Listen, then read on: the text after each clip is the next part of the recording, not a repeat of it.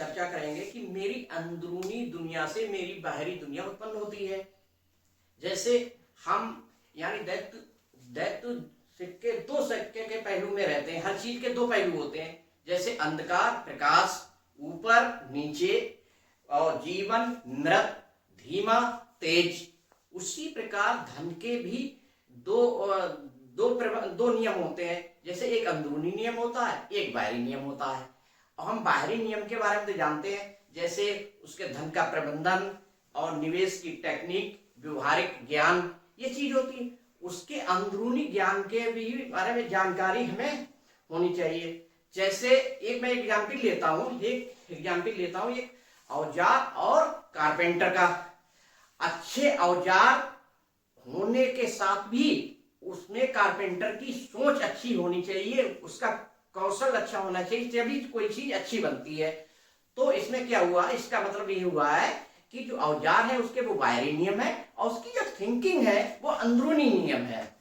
तो ये चीज ये भी कहा जाता है कि सही समय सही जगह पर होना ही काफी नहीं है, आपको सही जगह सही समय पर अच्छा बनना भी होगा, तभी है। आप कौन हो, क्या सोचते हो, आपके व्यवहारिक क्या है, आपके धन के बारे में क्या रवैया है, आपकी आदतें क्या है, ये सब डिपेंड करती है।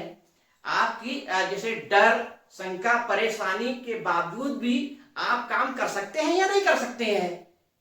आप कभी कभी ऐसा होता है कि मूड ना होने पर भी आप काम कर सकते हैं, ये सभी निर्धारित करते हैं।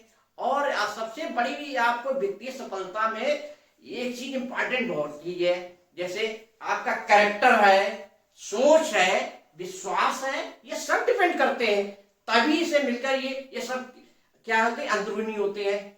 जैसे मैं एक आपको उदाहरण लेता हूं, एक जीवन का पेड़ है, तो उसमें से जो मिलने वाले जो फल होते हैं, परिणाम के ज्यादा फल होते हैं, उन पर लोग ज्यादा ध्यान केंद्रित करते हैं। वो लोग ये नहीं देखते हैं ये कहां से आए हैं, फल कहां से आते हैं। भाई फल कहां से आते हैं, फल तो आते हैं बीज और उसके जड़ से आते हैं। फल और बीज जो होते हैं, बीज और जड़ कहां होते हैं, जमीन के अंदर होते हैं। जो जमीन के अंदर चीज होती हैं वह ऊपर वाली चीजों को पैदा करते हैं। उसी प्रकार जो दिखाई देने वाली चीजें नहीं होती हैं, वो दिखाई देने वाली चीजों की रचना करते हैं। कहते हैं ना, जो दिखाई नहीं देता है वो ज्यादा शक्तिशाली होता है।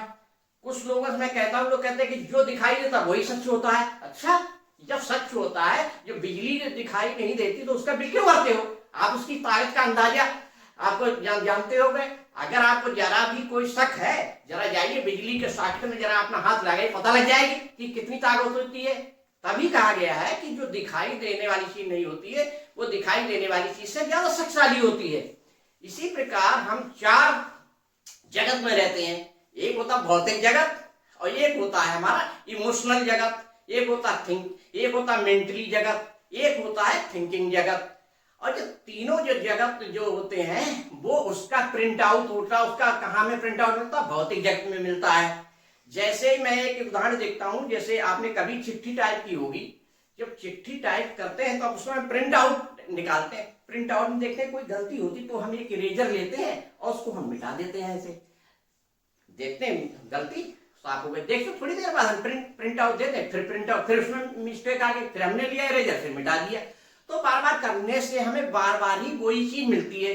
तो इसका मतलब क्या हुआ कि हमें जो चेंज करना है उसके प्रोग्रामिंग करना, अंदर कंप्यूटर में चेंज करना, उसके प्रिंट आउट में तो नहीं चेंज करना है। जैसे हमें भौतिक जगत में तो नहीं कोई वो चीज, हमें कहाँ चेंज करना है, उसके हमें करना है इमोशनल में और थिंकिंग में करना है, और हमें कहाँ करना है, इमोशनल थिंकिंग मेंटली में करना है, तभी हमें प्रिंट आउट सही मिलेगा। तो यही कहा गया है कि पहले अगर आपको जो भी चल रहा है, आपको जो भी मिल रहा है, चाहे आपको जैसे धन क्या है, एक रिजल्ट है भाई, मोटापा क्या है, रिजल्ट है, बीमारी क्या है, रिजल्ट है।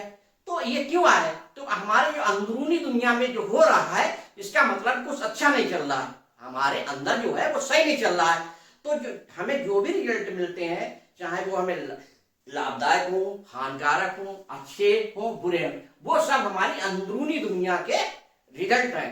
पहले अगर हमें रिजल्ट अच्छे अगर हमें प्राप्त करने होंगे तो हमें अपनी अंदरूनी दुनिया को चेंज कर। तो कहा जाता है हमारी अंदरूनी दुनिया का जो बाहरी दुनिया होती है, बाहरी दुनिया जो होती है अंदरूनी दुनिया का आईना होता है।